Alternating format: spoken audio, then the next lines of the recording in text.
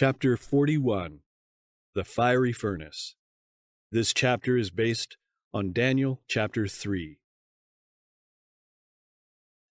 The dream of the great image, opening before Nebuchadnezzar events reaching to the close of time, had been given that he might understand the part he was to act in the world's history and the relation that his kingdom should sustain to the kingdom of heaven. In the interpretation of the dream, he had been plainly instructed regarding the establishment of God's everlasting kingdom.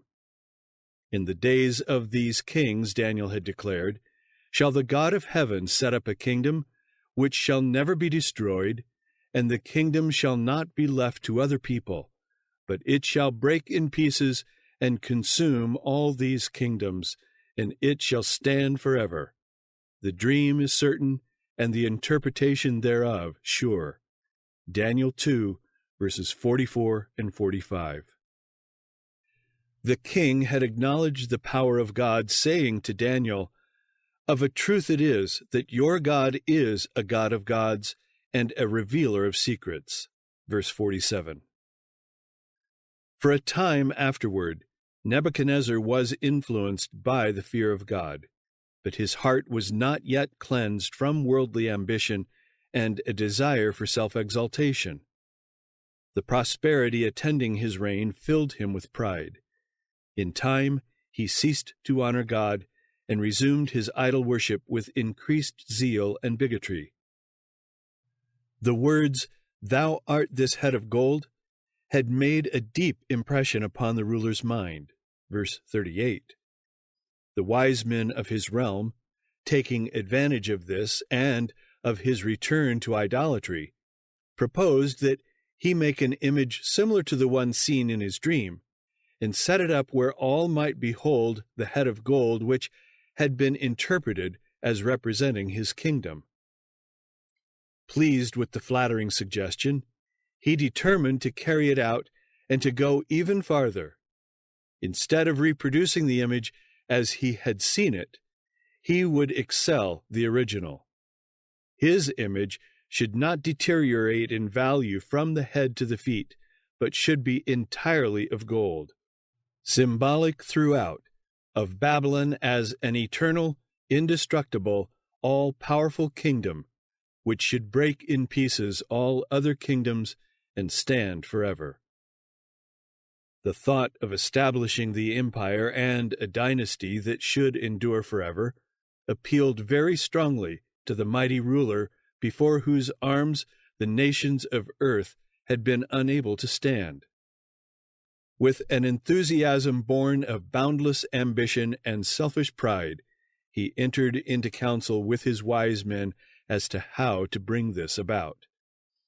Forgetting the remarkable providences connected with the dream of the great image, forgetting also that the God of Israel, through his servant Daniel, had made plain the significance of the image, and that, in connection with this interpretation, the great men of the realm had been saved an ignominious death, forgetting all except their desire to establish their own power and supremacy, the king and his counselors of state determined that by every means possible they would endeavor to exalt Babylon as supreme and worthy of universal allegiance.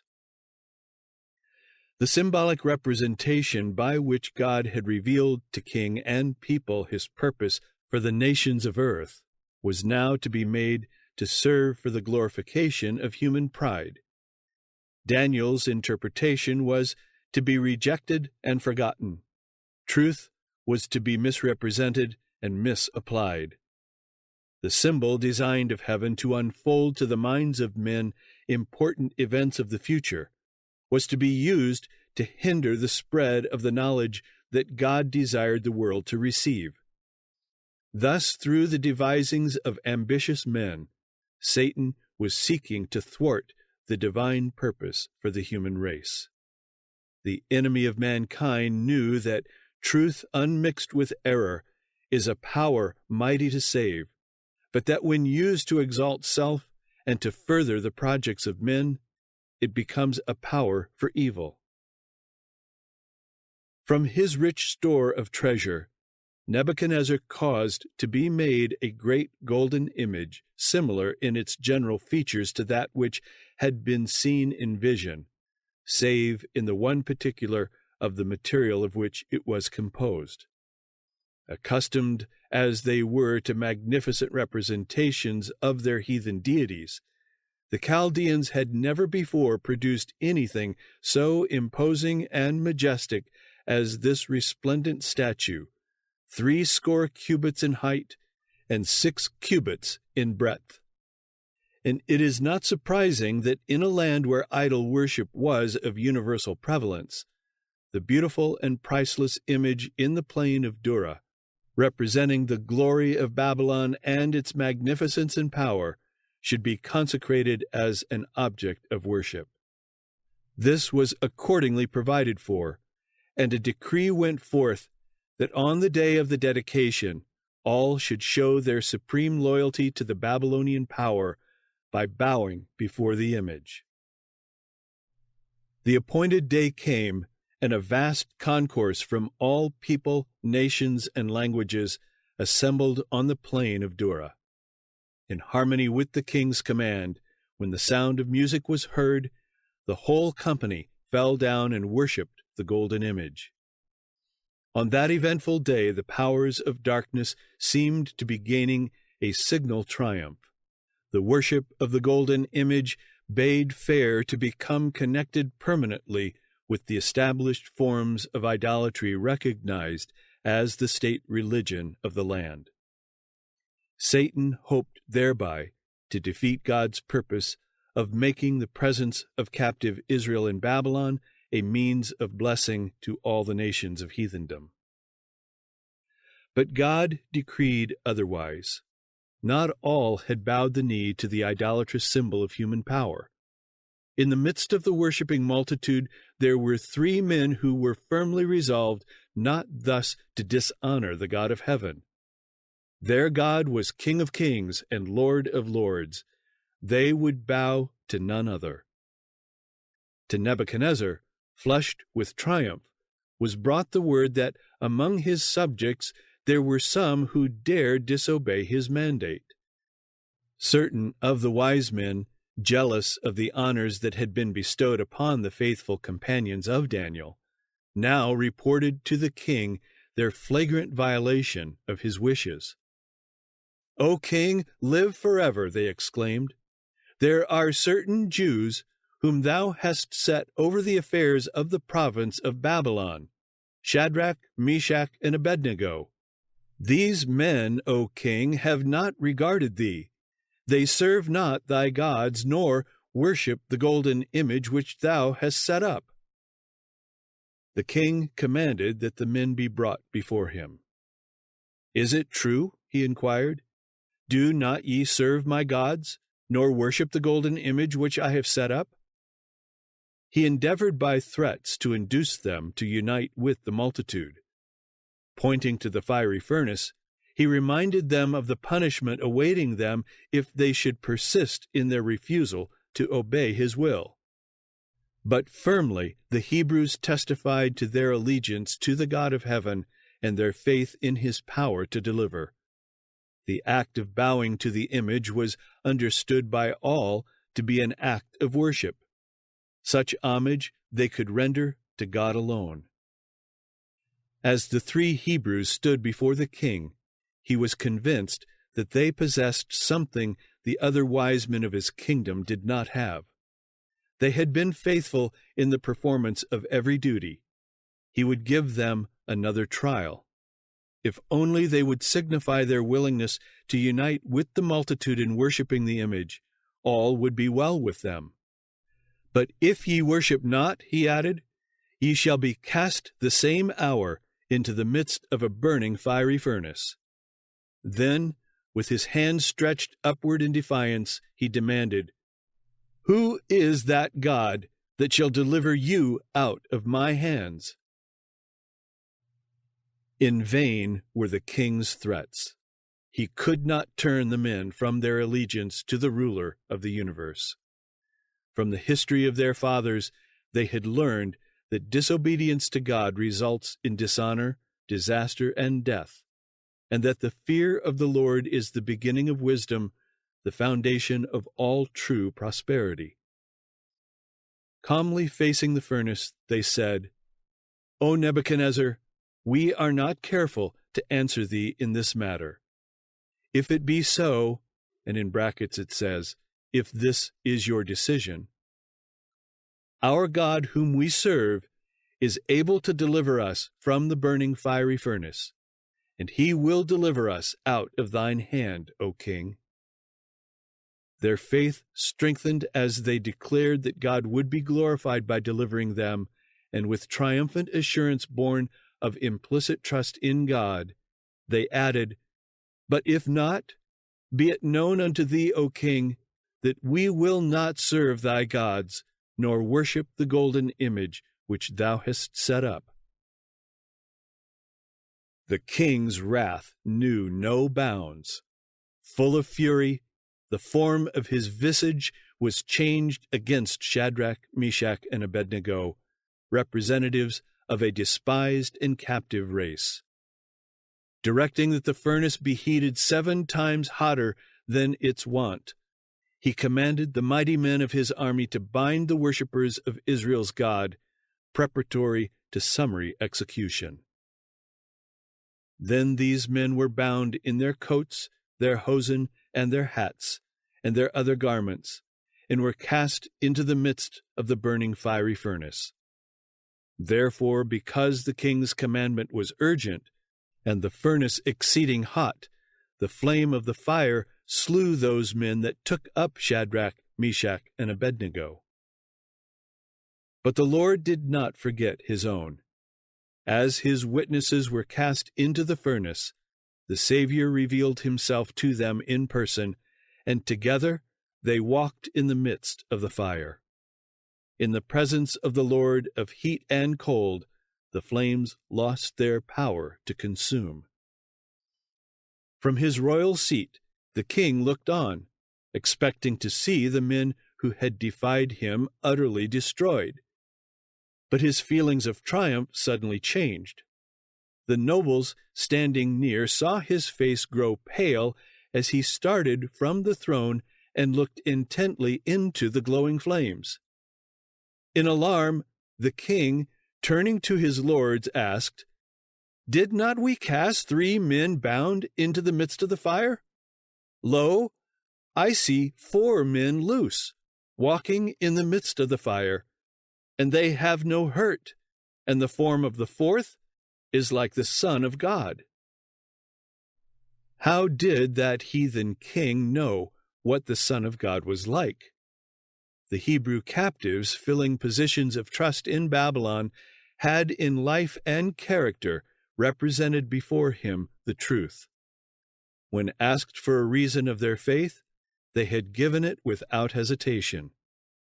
Plainly and simply, they had presented the principles of righteousness, thus teaching those around them of the God whom they worshipped.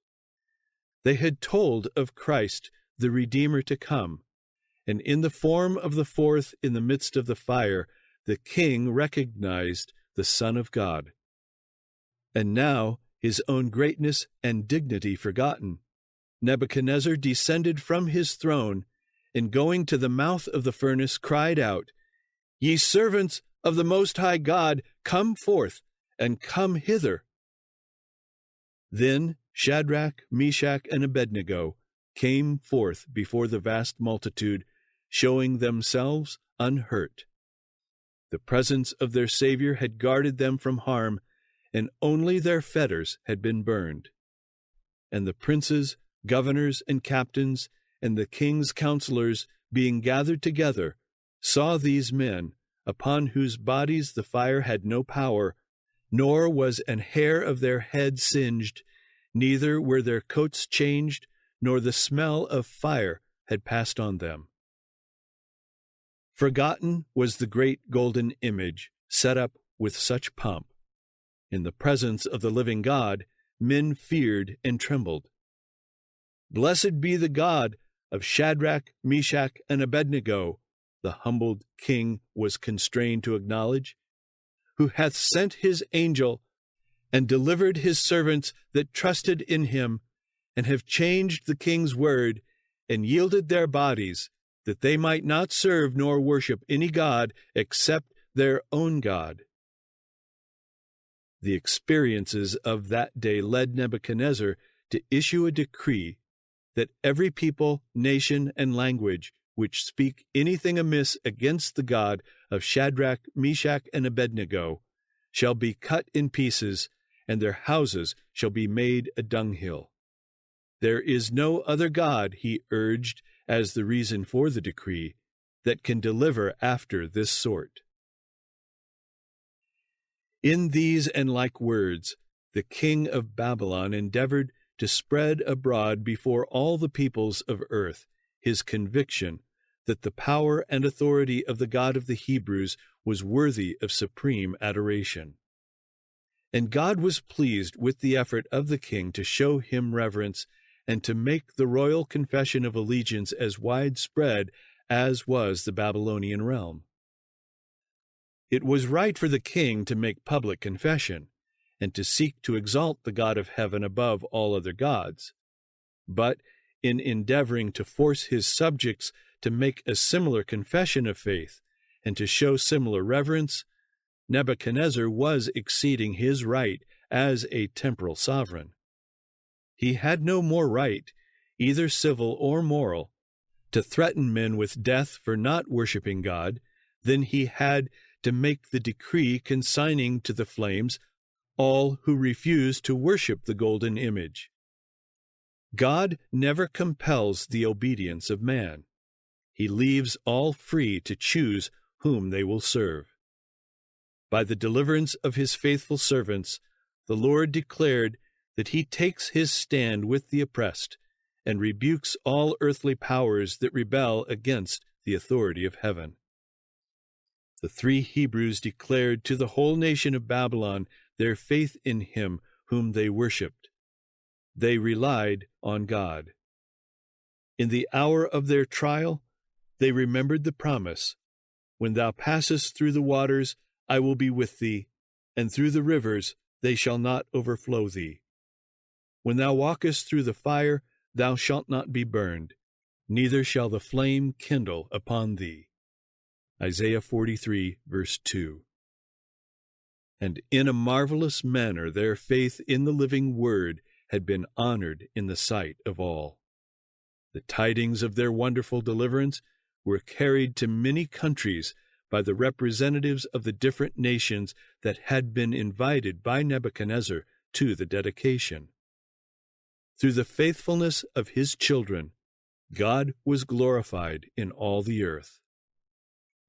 Important are the lessons to be learned from the experience of the Hebrew youth on the plain of Dura. In this our day, many of God's servants, though innocent of wrongdoing, will be given over to suffer humiliation and abuse at the hands of those who, inspired by Satan, are filled with envy and religious bigotry. Especially will the wrath of man be aroused against those who hallow the Sabbath of the fourth commandment, and at last a universal decree will denounce these as deserving of death.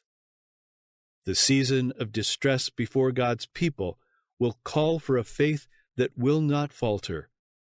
His children must make it manifest that he is the only object of their worship, and that no consideration, not even that of life itself, can induce them to make the least concession to false worship.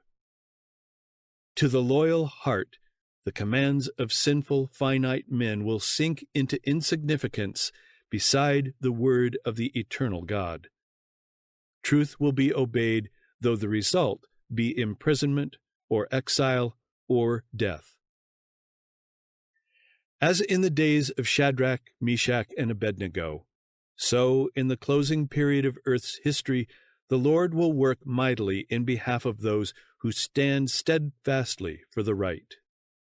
He who walked with the Hebrew worthies in the fiery furnace will be with his followers wherever they are. His abiding presence will comfort and sustain. in the midst of the time of trouble, trouble such as has not been since there was a nation, his chosen ones will stand unmoved.